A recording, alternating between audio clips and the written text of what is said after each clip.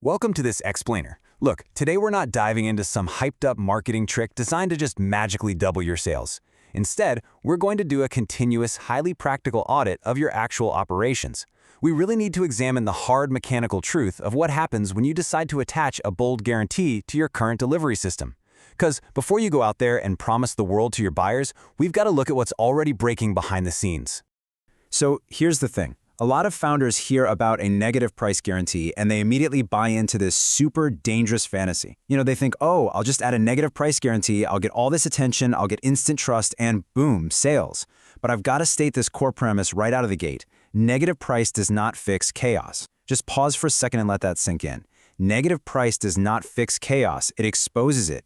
It is absolutely not some magic lever you can just pull to completely bypass having actual operational discipline. Think about it like a giant amplifier. Just like a massive ad campaign doesn't magically create a good product out of thin air, a negative price guarantee doesn't suddenly create an efficient company. Marketing, ultimately, just scales whatever you already are, right? If your product is incredible, marketing amplifies that to the world.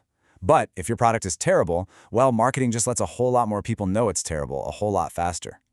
A negative price guarantee acts as that exact same kind of amplifier. It just takes your existing inefficiency and makes it completely glaringly visible. Oh, and very, very expensive.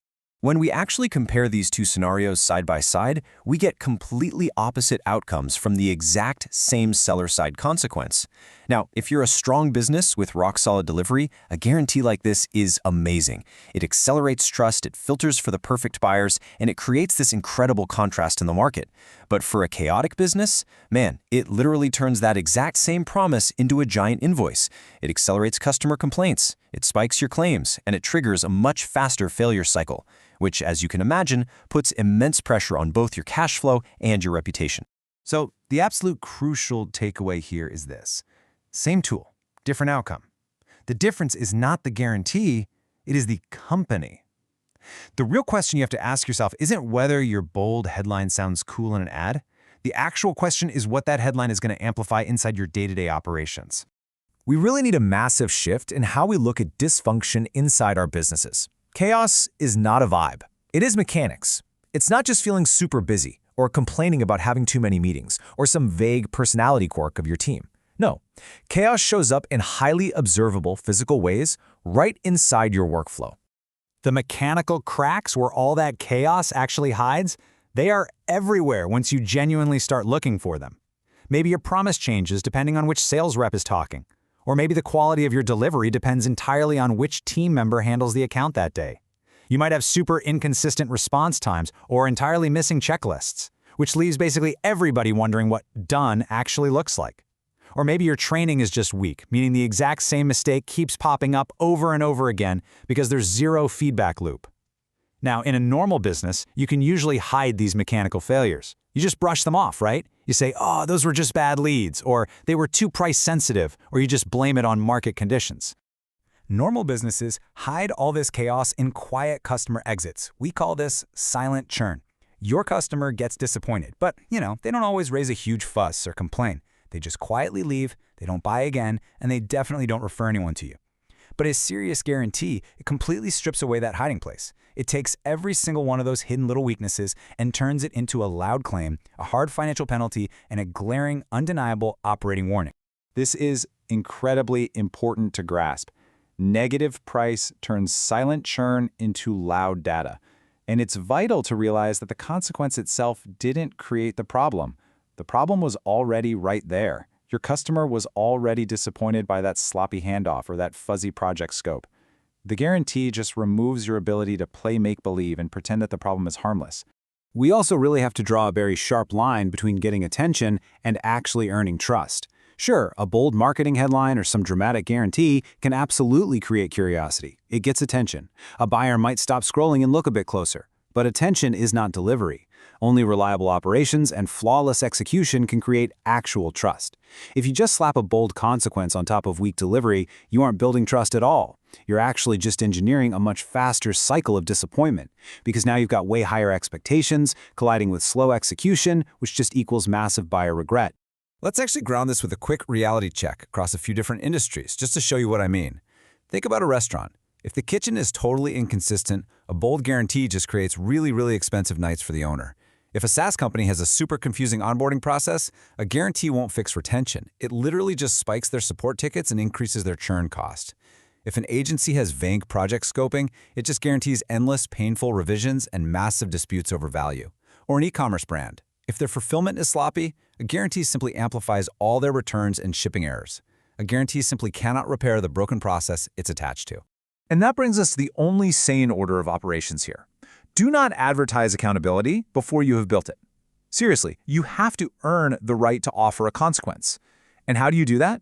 By systematically removing chaos, standardizing your delivery, severely reducing the gap between your best and worst customer experiences, and really tightening up your promises so they can actually be measured objectively. Only after all of that do you even consider running a controlled pilot. Which brings us to the really fun part. That is exactly where the real diagnostic work starts. Before you go out and ask buyers to trust a bold guarantee, we are going to run through a highly practical diagnostic right here, right now. Consider this a 5-minute self-audit, and I want you to answer these honestly. No vague corporate jargon allowed. Let's uncover the specific mechanical cracks in your own system together. Okay, question number 1. What exactly is the promised outcome in one sentence? Look, if your promise requires a long, rambling paragraph to explain, it is way too broad to guarantee safely. Your buyer should literally never have to guess what success actually means. Bottom line, if you can't define it in one single sentence, you can't deliver it consistently. Question 2. What are the 3 most common failure modes? This is crucial.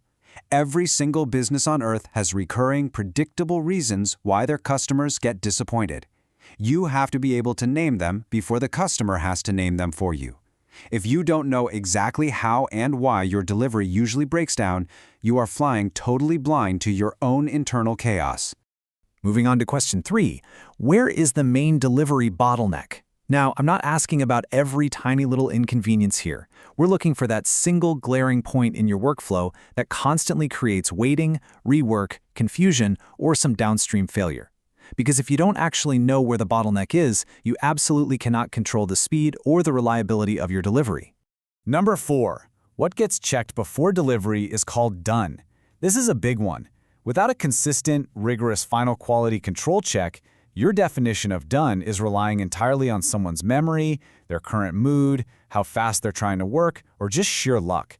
And let me tell you, hope is not a delivery system. You need a hard mechanical gate that definitively says, yes, this is ready. And finally, question 5. What happens within 24 hours when something goes wrong?